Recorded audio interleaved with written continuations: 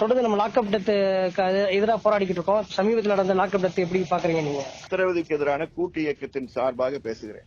நேற்று நடந்திருக்கக்கூடிய அந்த இறப்பு 24வது இறப்பு கஸ்டோடியல் டெத். 24. இந்த 24வது கஸ்டோடியல் டெத் ரொம்ப கொடூரமான ஒரு கஸ்டோடியல் டெத்தா இருக்கு. அவரை காவல் நிலையத்துக்கு கூட்டிட்டு வந்து அந்த விசாரணை செய்யறேன்ற பேர்ல கூட்டிட்டு வந்து விசாரிச்சுட்டு எந்த சம்மனும் கொடுக்காம அவரை திருப்பி அனுப்பி அதுக்கப்புறம் இரவுல அவர் வீட்டுக்கு போய் அவரையும் அவருடைய தம்பி அஜித்தும் அஜித்துடைய தம்பி நவீனையும் கூட்டிக்கிட்டு வெவ்வேறு இடங்கள்ல திருப்பவனத்துல கூட்டிட்டு போய் அடிச்சு மிக கொடூரமாக அடித்ததின் விளைவாக அவரை மறுபடியும் காவல் நிலையத்துக்கு கூட்டிட்டு வராங்க. அவருக்கு மயக்கம் போட்டு விடுறாரு அஜித்துடைய தம்பி நவீனை வெளியே அனுப்பிடுறாங்க. அஜித்தை ஒரு ஆட்டோல ஏத்தி எங்க கொண்டு போறாங்க மருத்துவ சிகிச்சைக்கு. நவீனுக்கும் அவங்க அம்மாவுக்கும் என்ன நடந்ததுன்னே தெரியாது. அதுக்கப்புறம் இறுதியா அவங்க கேள்விப்படுறது மக இறந்துட்டான், ராஜாஜி மருத்துவமனையில பாடி இருக்கு. இத ரெக்கார்ட் பண்ண சிசிடிவி ஃபுட்டேஜஸ் எல்லாம் அவைலபிளா இருக்கும். காவல் நிலையத்துல அந்த ஸ்பெஷல் டீம்ல பணியாற்றியவர்களை மட்டும் உடனடியாக சஸ்பெண்ட் பண்ணிருக்காங்க. காவல் நிலையத்தை சார்ந்த காவலர்களுக்கு எதிராக எந்த நடவடிக்கையும் கிடையாது. எப்படி அவரை போலீஸ் ஸ்டேஷனுக்கு கூட்டிட்டு வந்தாங்க, ஏன் அவரை விட்டுட்டாங்க அப்படின்றதெல்லாம் தெரியாது. அப்போ இவர் மேல ஏதோ குற்றம் இருந்ததுன்னா ஒண்ணு அவருக்கு எதிராக வாரண்ட் இருக்கணும், இல்லைன்னா அவர் மேல வழக்கு போட்டிருக்கணும். காவல் நிலையத்துக்கு 27ஆம் தேதி நைட்டு கூட்டிட்டு வந்துட்டு அவரை திருப்பி அனுப்பிட்டு 28ஆம் தேதி இந்த சம்பவம் இப்படி நடந்திருக்கிறது சித்திரவதையால் ஏற்பட்டிருக்கக்கூடிய ஒரு மரணம். இதுக்கு சாட்சி அந்த தம்பி நவீனுடைய இறந்த அஜித்துடைய சொந்த தம்பி நவீன் தான். இது தாண்டி ஊர்ல பல சாட்சிகள் இருப்பார்கள். இந்த சாட்சிகள் அனைவரும் இப்ப பேச ஆரம்பிக்கணும்.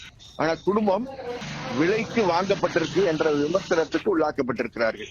திருப்பவனத்தை சார்ந்த திமுக தலைவர் ஒருவரும், திருப்பவனத்தை சார்ந்த ஒன்றிய கவுன்சிலர்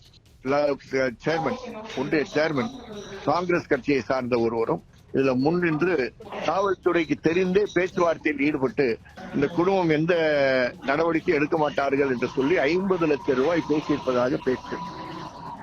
அது உண்மையா பொய்யான்றது விசாரணை வரும்போதுதான் தெரியும். ஆகவே வெளியே பேசிக் கொண்டிருந்த நவீன் பேச மௌனம் சாதித்து அவர் மேல் அழுத்தம் கொண்டு கிராமத்தில் இருக்கக்கூடியவர்கள் மற்றவர்களுக்கு ஆதரவு கொடுப்பதை நிறுத்தி டிஎம்கே வாகனத்திலேயே மதுரைக்கு கூட்டி சென்று போஸ்ட்மார்ட்டம் முடிந்த பிற்பாடு அவர்கள் பாடியை கொடுங்க, நாங்க எரிக்க கொண்டு போறோம்னு சொல்லி கொண்டு போய் எரிச்சிட்டாங்க. ஆனால் சாட்சியங்களை மறைக்க முடியாது.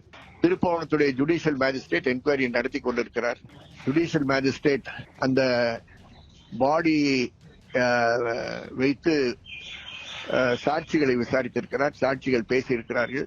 ஜுடிஷியல் மேஜிஸ்ட்ரேட் ஒரு முழுமையான விசாரணையை நடத்த வேண்டும் என்பதை நாங்கள் கேட்டுக்கொள்கிறோம். அரசு உடனடியாக இந்த வழக்கை 302 ஐபிசி எஃப்ஐஆர் தனியாக பதிவு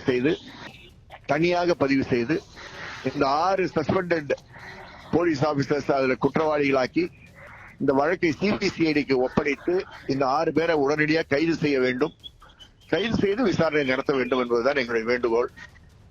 இறந்த குடும்பத்திற்கு உடனடியாக அரசு முன் 20 லட்சம் ரூபாய் நஷ்ட ஈடு கொடுக்க வேண்டும் என்று கேட்கிறேன். சார் கண்டிப்பா சார். இப்ப ஏற்கனவே நீங்க சொன்ன மாதிரி எதிர்கட்சியா இருக்கும்போது திமுக அந்த காவல்துறை மரணத்துக்கு எதிராக இருந்து குரல் கொடுத்த திமுகவின் ஆட்சியில நீங்க சொல்ல போது 24 மரணங்கள் நடந்திருக்கு. ஆட்சிக்கு வந்த போது அவருடைய மனநிலை எப்படி மாறி இருக்கிறது, இதை நம்ம எப்படி சார் பாக்குறது? இல்ல, ஆட்சியில் இருக்கக்கூடியவர்களுக்கு தன் காவல்துறை மேல எந்த ஒரு கண்ட்ரோலும் இல்லைன்னு தான் இது காட்டுது. அவங்க ஆட்சிக்கு வந்திருக்கலாம், ஆனா காவல்துறைக்கு கட்டுப்பட்டு செயல்படுகின்ற ஒரு ஆட்சியா இது இருக்கின்றது வருத்தத்துடன் பதிவு செய்கிறேன். நீங்க காவல்துறை முதல்வருடைய நேரடி கட்டுப்பாட்டுல இருக்கு. இங்க இருக்கக்கூடிய காவலர்கள் முதல்வருடைய பேச்சுகளை கேட்பதற்கு மறுக்கிறார்களா, எப்படி நம்ம எடுத்துக்கிறது சார்? முதல்வர் அவங்ககிட்ட பேசுறது இல்ல சார், அதானே சார் சொல்றேன். முதல்வர் காவல்துறை மேல எந்த கண்ட்ரோலும் இல்லைன்னு தான் நான் சொல்றேன். Okay okay. உயர் காவல்துறை அதிகாரிகள் தான் காவல்துறையை நடத்தி கொண்டிருக்காங்க தவிர அந்த துறைக்கு பொறுப்பாக இருக்கக்கூடிய முதல்வர் நடத்துவதில்லை என்றுதான் நான் சொல்றேன். அரசியல்ல உண்மையா என்னதான் நடக்குது தெரிஞ்சுக்க நாளை நமதே சேனலை சப்ஸ்கிரைப் பண்ணுங்க.